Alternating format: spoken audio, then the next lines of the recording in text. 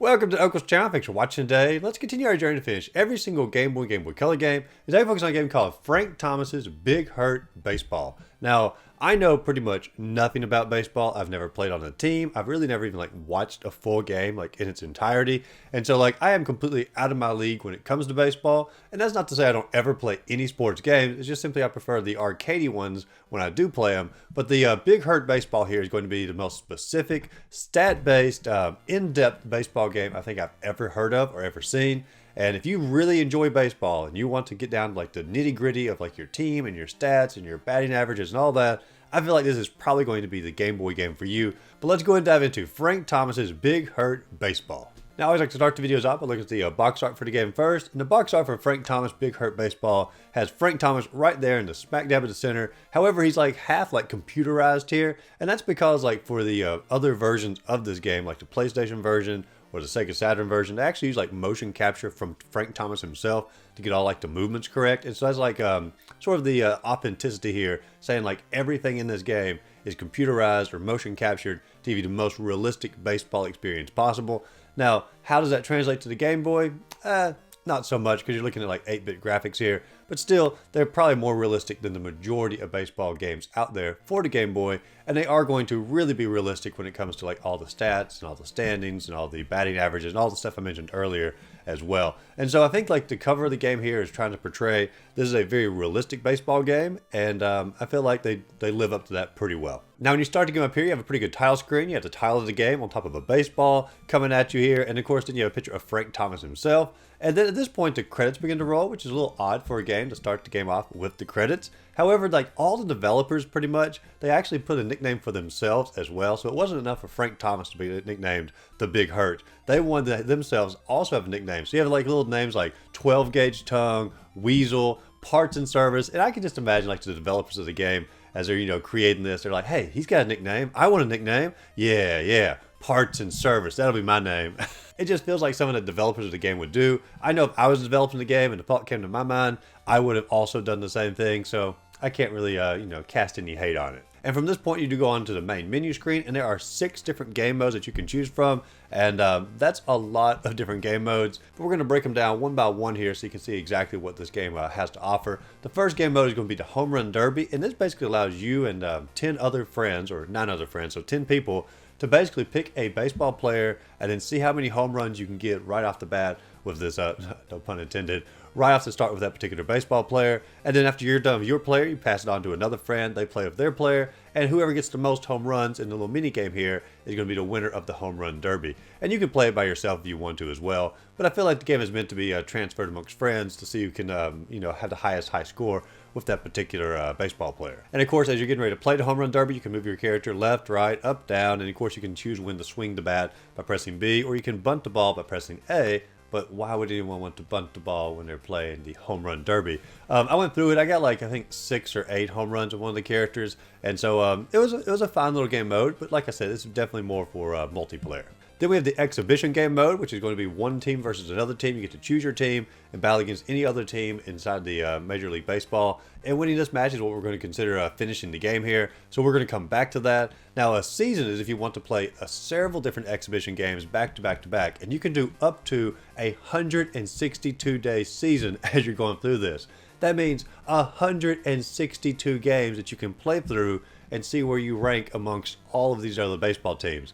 And as you're going through it, obviously, this would not be in one stage. This could take up, days, weeks, months, maybe even years of your time. You want to go through all of this. And they give you a password system so you can pick the season up at any time. And this could take you, like I said, an eternity to go through the season. And that's not what's considered finishing the game. That's going to be more of the completionist attitude as you go. And so with the season, if you really do love baseball, man, you can go through a heck of a lot of games as you're doing it.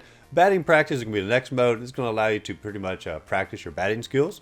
Very simple. You can choose the pitcher that you want to have. You can choose the batter that you want to go with, and you can sort of practice on that. All-Stars can be where it basically picks the best players in the entire game and go through a match like that, which is sort of creative, but once again, just pretty much the same as the exhibition as far as gameplay is going to go. And then there's the playoffs, where if you want to go through and make a little tournament bracket in order to play multiple games that way as well. But in order to consider finishing the game, it's not like well defined inside the game, especially since the credits have already rolled. And so we're going to count just simply winning a one-on-one exhibition game as finishing the game, because that's going to allow us to have the quickest victory inside the game. And when I say quickest victory, this game is actually really hard in order to win unless you either have a lot of patience to do trial and error if you don't know baseball, or you really understand baseball and can really work with the statistics really well. So for me, it's going to be a lot of trial and error trying to figure this out. So love the game mode here, and you get to choose whichever team you want to play as. There is no team for Tennessee because we didn't have a baseball team at the time. And I don't even think we still have a baseball team for like major league players.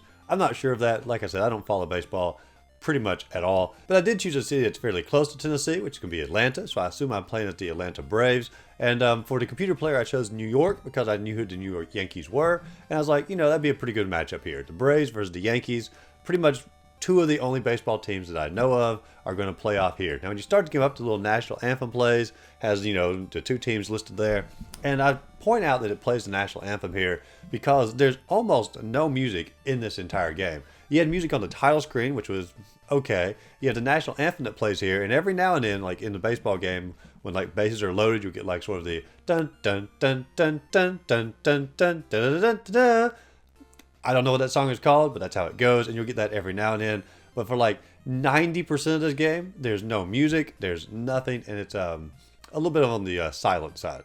Now, before you actually play the game, you do have some options as far as like what players you want to use. You can go into the ball pen. You can actually pick which pitcher you want to play the game with. You can also train pitchers inside the ball pen to get their stats up for like later on in the game. You can swap your pitcher out. And so it's important to make sure you're training pitchers as you go. There's the lineup, which allows you to pretty much choose the batting order. And I don't know if it really makes a whole lot of difference because it seems like everybody has to bat anyway.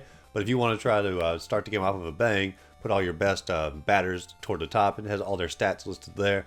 And then it has the filter adjust where you can sort of choose the positions that you want your team to play as in the field here. And man, like this is really technical stuff. There are a lot of stats here for like all the pitchers, all the batters, the field stuff. Like, man, I'm out of my league. Like, I really don't know what a lot of this stuff means. And I'm sort of going on a blind trial here as I'm getting ready to play it. And it does work out pretty well just simply with the team that they've set me up with. But let's go and get the game started. Now, I begin the game. I'm in the outfield, so I get to do the pitching first. And for the pitching, you get to choose like where you want to throw the ball exactly. There's like a little meter on the left-hand side for up and down, vertical, and on the top for horizontal, how you want to throw the ball. You get to choose you want to do like a fast pitch, a slow pitch, a medium pitch, a curve pitch, a split pitch. A lot of options that I really don't know what they necessarily mean, but you get to choose, what kind of pitch you want to do here. And there's all kinds of like little stats and stuff that are off to the side as far as like how many strikes you've gotten, how many outs you've gotten, how many foul balls you've done, such as that. And I pretty much go for some default options here. I click, pretty much straight down the pathway, just sort of choose random ones. And the first two pitches that I throw out there, of course, they knock the ball way up in the air, and I get what's called a fly out, which I'm not sure what fly ball means, but I do get a out. So that's 2 outs. The third, they actually do hit the ball, and they get, some of their players on the bases here. You get to see them run on the little bases as they go. Decent graphics for all of this as well. After that, they do achieve a home run, so they've already got themselves on the scoreboard here. And I get the third out, and so now we swap positions, and now I'm in the infield. Is that the right term for it? I'm on the batting side here. And so now it's my turn to bat in order to get points. And I do apologize if like you really do love baseball and you're watching this. This is probably like the most insulting video possible to see someone struggle through all these terms and whatnot. It's just one of those things where I just never followed it as a kid. Now for the batting part, I already talked about it in the home run part, but you can move your player back, forward, left, right. You can sort of choose when to swing it or bunt the ball. And for the most part, it's, pretty good graphics here. You got your little camera view as far as like first, second, and third base up there. And you can, of course, see if like the players are wanting to try to run the bases and whatnot. And I do really, really poorly on the first little batting outing here. I get pretty much a foul ball or I catch the ball or I get tagged with literally every single hit. I don't come anywhere near getting a home run. And I presume it's because I'm not choosing the best players. But we're going to get that a little bit later. But that's the end of the first inning. There are 9 innings that we have to go through. And so for the second inning, it goes a little bit better for me. I pretty much just press A constantly. I don't really change a whole lot with my pitcher here. And I get 3 outs pretty much immediately for every one of these. And so it works out pretty well for that. I get back onto the batting side. For the first time, I do get someone to actual first base. But I don't get anything beyond that. and so I scored no points. Then we're going into the third inning here. They actually score 4 points, and they get 2 home runs within this. So they're like doing pretty amazing. So like the score is 5-0 at this point, and I've got a good bit to catch up, but I'm going to get the hang of the game here in a little bit. Then it's my turn to bat. I get bases loaded. I have 2 outs, but I finally get 1 single point. I'm not doing fantastic here, but I finally get 1 point. So the score is 5-1. And then we go into the 4th inning here. We go back out into the outfield. I'm getting a little bit better as the pitcher here. I get 3 outs pretty quickly. We come back into the infield for the batting on the 4th one. And I guess it's just a matter of like finally getting the best batters up here. I get 3 home runs within this single inning here. So I did fantastic for the 4th one, and even after that I still get 2 more bases run in as well, and so I ended up getting 5 points out of this 4th inning here. And I think it just simply boiled down to my best players inside the lineup are finally getting the chance to bat, because here in a little bit my batting average is not going to be anywhere near as good. This was my best inning in the entire game. Now the 5th inning, both the throwing part and the batting part, we both get each other out very quickly. Nothing exciting happens in the 5th inning. 6th inning rolls around. I get the Yankees out pretty fast, but then when it's my turn to bat, I have another good little streak here. Nowhere near as good as like all the home runs, but I do get 2 bases and a home run. And so now the final score for the end of the 6th inning is going to be 9-5. And I'm doing pretty darn good. Then we move into the 7th inning, and the same story goes back to what it has been. Both of us get out pretty darn fast.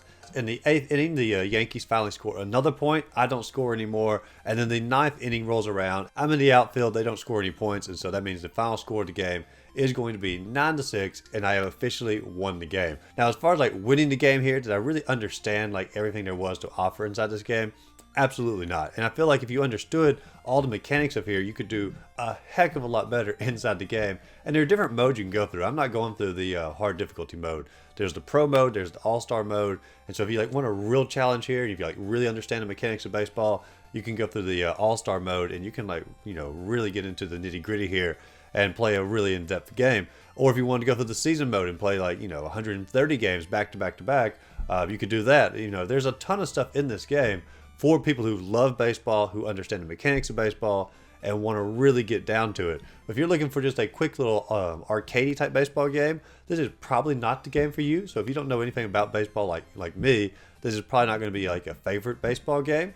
And truth be told, I think my winning here is just sort of a luck of the draw. I feel like if I'd played it again, I could have just as easily lost the game instead of winning the game. So it comes down to like, if we're going to give a score for this game, I know like people don't like it when I do this, but I'm going to give it two separate scores.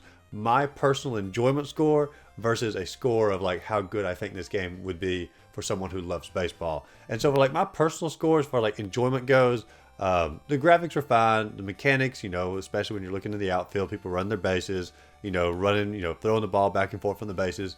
All of that's pretty much fine. It's an ordinary baseball game. And so for my personal standard, I'd probably give it a 3. I think it's a fine game. A lot of different game modes, a lot of different options. I like the home run derby part or the home run option.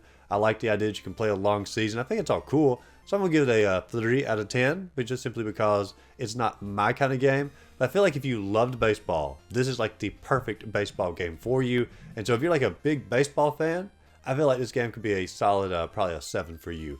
But you have to like really enjoy the statistics and the everything, the nitty gritty of the sport in order for it to be a 7 out of 10 for you.